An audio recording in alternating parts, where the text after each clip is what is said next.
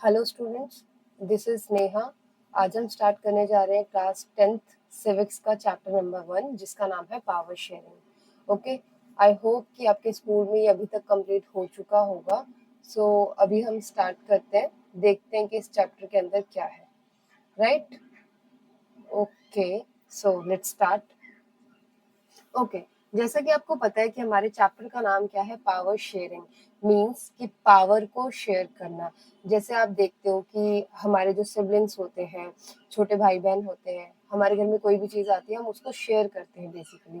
तो यहाँ पर भी क्या मतलब है, सिंपल सा मतलब है कि पावर किसी एक के पास ना हो, उसको डिफरेंट डिफरेंट लोगों के साथ, ग्रुप के साथ शेयर किया जाए। ओके, सो क्या मतलब हो गया पावर शेयरिंग का? बेसिकली मतलब क्या है, शेयरिंग। ओके, कि आप क्या कर रहे हैं, शेयरिंग करेंगे। राइट? एक मिनट में पेन थोड़ा सा डार्क ले लेती हूँ, जस्ट अ मिनट। ओके,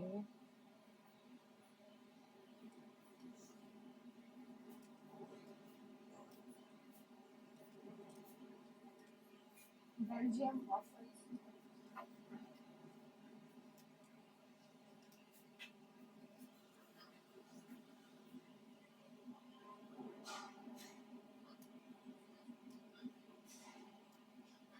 ये ठीक है, चलिए ठीक है। एक मिनट, कहाँ गया?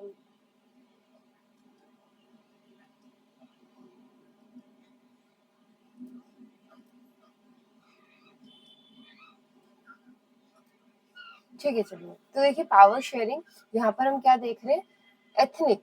ठीक है, यहाँ पर सिंपल सी बात क्या की जा रही है कि जब हम एथनिक कॉम्पोजिशन की बात करते हैं। अच्छा देखिए, पावर को शेयर करने की अगर हम बात कर रहे हैं तो इसका मतलब कि अगर पावर शेयर नहीं होगी तो कोई ना कोई कॉन्फ्लिक्ट होगा, कोई ना कोई प्रॉब्लम क्रिएट होगी।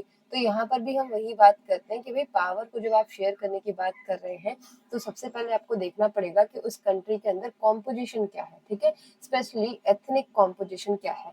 फॉर एग्जाम्पल हम अपने बेल्जियम का एग्जाम्पल लेते हैं, तो बेल्जियम में एथनिक कॉम्पोजिशन क्या थी, पॉपुलेशन जो था वो टोटल 1 करोड़ के आसपास था। राइट?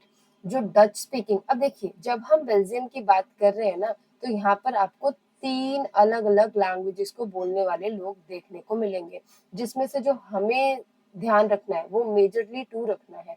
लाइक सबसे पहले तो हो गए डच, और दूसरा कौन से हो गए, फ्रेंच वाले हो गए। ये जर्मन वाले सिर्फ और सिर्फ 1% थे, तो इसलिए इसका इतना बड़ा रोल नहीं होगा।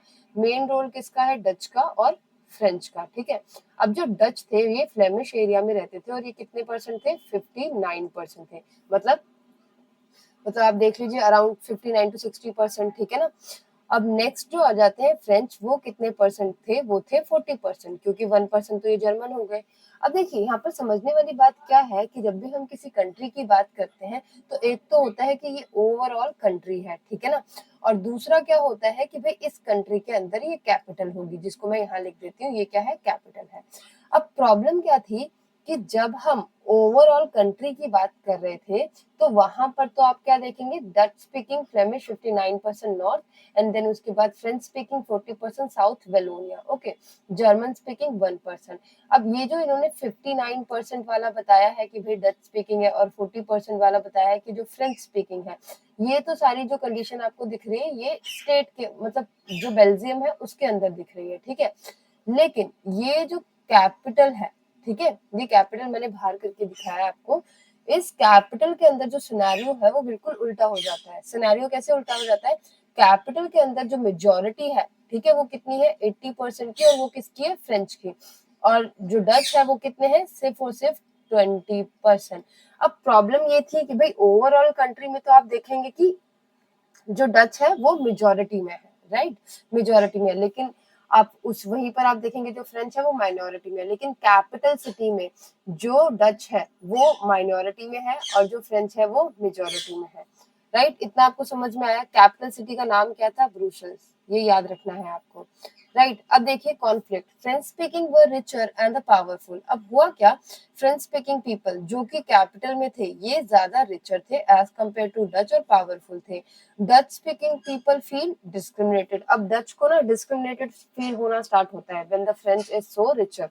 ओके, ब्रुसेल्स के अंदर क्या होता था, फ्रेंच माइनॉरिटी में Brussels French minority in country but majority in capital. तो मैंने अभी आपको बताया कि भाई कैपिटल के अंदर जो है वो सिनेरियो उल्टा था, फ्रेंच जो थे मेजोरिटी में थे, और इसी की वजह से जो है टेंशन क्रिएट होती है। अब टेंशन आपको पता ही है क्या होगा कि भाई इकोनॉमिकली सोशली जो है डोमिनेंट किसका होगा, फ्रेंच का होगा जो कैपिटल में है।